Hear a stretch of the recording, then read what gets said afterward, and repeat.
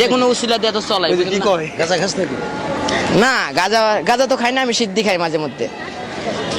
দয়াল মিথ্যা কথা। গাঁজা আর সিদ্ধি তো একই। একই না বাবা, পার্থক্য আছে। আমি বাংলাদেশ 29 বেঙ্গল একজন সৈনিক ছিলাম, আর্মিতে ছিলাম। কি পদে ছিলেন আর্মিতে?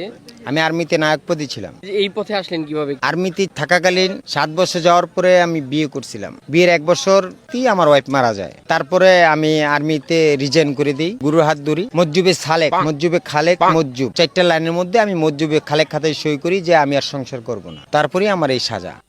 আচ্ছা, আপনি কি গোসল করেন নিয়মিত?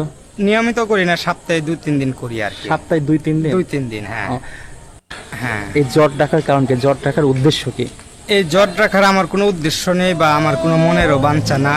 এটা কুদরতিময় আল্লাহর তরফ থেকে আল্লাহ পাক দান করছে, এবং কি আমার গুরু জাফর শাহ ফকির নিজে রয়েছে এই জটে। আমি এটা বিশ্বাস করি, আর কেউ করুক আর না করুক।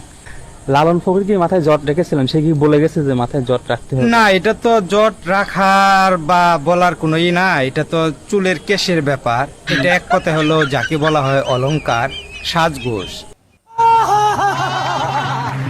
গাঁজা খালি কি হয়, চোখের মধ্যে শশীর ফুলের মেলা হয়, আর হেলিকপ্টার চালানি যায়, প্লেন চালানি যায়, অনেক স্বপ্ন দেখা যায় যা গাঁজা না খাইলে পাওয়া যায় না। গাঁজা খায় রাজা, আচ্ছা পাশে থাকে মন্ত্রী।